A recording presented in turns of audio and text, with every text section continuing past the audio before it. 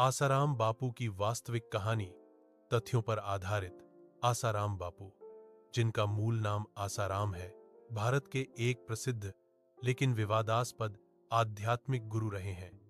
कभी लाखों अनुयायियों वाले इस संत की कहानी अंततः गंभीर आपराधिक मामलों, न्यायिक प्रक्रिया और आजीवन कारावास की सजा तक पहुंची।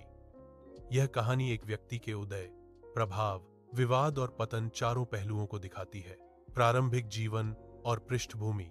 आसाराम का जन्म 17 अप्रैल 1941 को वर्तमान पाकिस्तान के सिंध प्रांत, तत्कालीन ब्रिटिश भारत में हुआ माना जाता है। भारत पाक विभाजन के बाद उनका परिवार भारत आ गया और गुजरात में बस गया। प्रारंभिक जीवन सामान्य रहा, सीमित संसाधन, औपचारिक शिक्षा बहुत अधिक नहीं, लेकिन आध्यात्मिक झुकाव मौजूद था। युवावस्था में उन्होंने संन्यास जैसा जीवन अपनाया और स्वयं को ध्यान, योग और साधना से जोड़ लिया। इसी दौरान उन्होंने अपना नाम आसाराम बापू रखा और खुद को एक आध्यात्मिक मार्गदर्शक के रूप में प्रस्तुत करना शुरू किया। आध्यात्मिक पहचान और आश्रमों का विस्तार। 1970-80 के दशक में आसाराम बापू ने अपने प्रवचनों, योग शिविरों और धार्मिक आयोजनों के माध्यम से पहचान बनानी शुरू की। उनके प्रवचन सरल भाषा में होते थे, जिनमें ध्यान, मानसिक शांति, गृहस्थ जीवन और धर्म का मिश्रण होता था। यही कारण था कि वे आम लोगों में तेजी से लोकप्रिय हुए।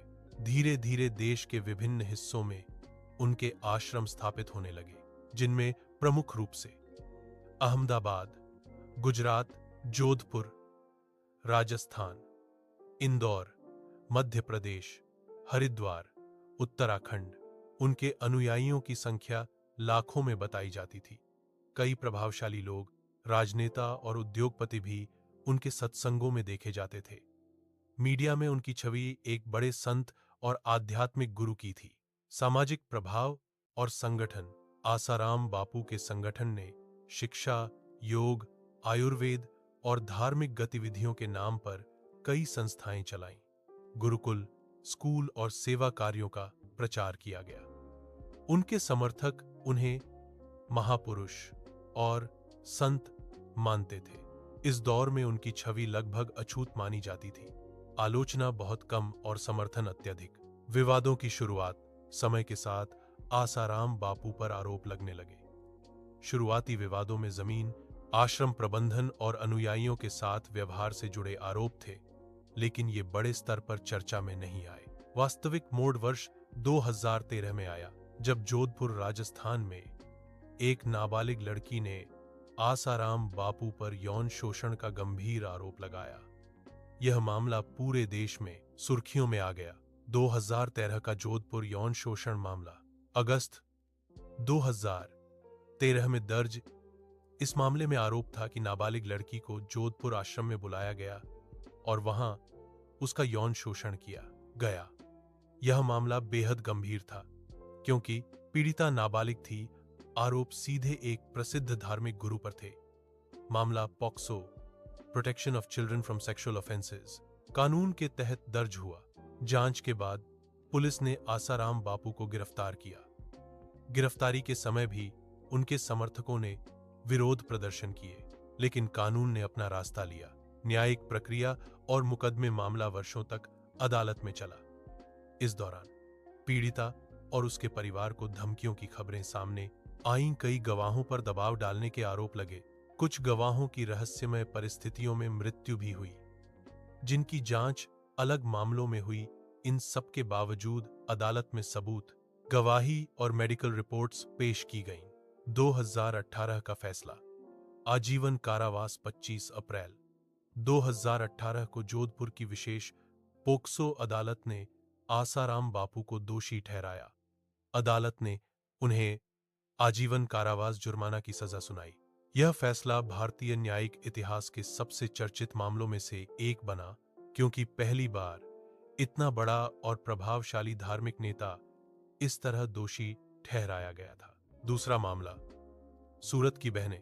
इसके अलावा गुजरात के सूरत में 2 बहनों द्वारा भी आसाराम बापू पर यौन शोषण के आरोप लगाए गए। इस मामले में भी लंबी सुनवाई चली और 2023 में गुजरात की अदालत ने उन्हें दोषी ठहराते हुए फिर से आजीवन कारावास की सजा सुनाई।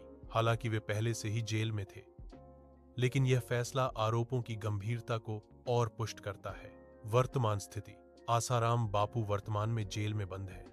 उम्र और स्वास्थ्य कारणों से उन्हें कभी कभी चिकित्सीय आधार पर अस्थायी राहत जैसे इलाज के लिए अस्पताल मिली है, लेकिन उनकी सजा बरकरार है। वे कानूनी रूप से दोषी अपराधी हैं।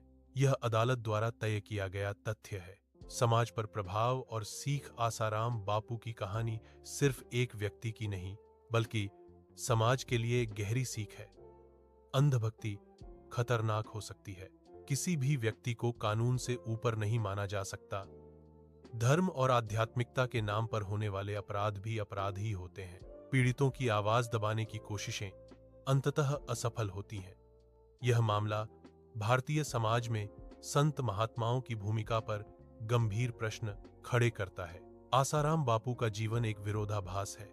जहां एक ओर आध्यात्मिक लोकप्रियता और विशाल अनुयायी थे, वहीं दूसरी ओर गंभीर आपराधिक कृत्य और न्यायिक सजा।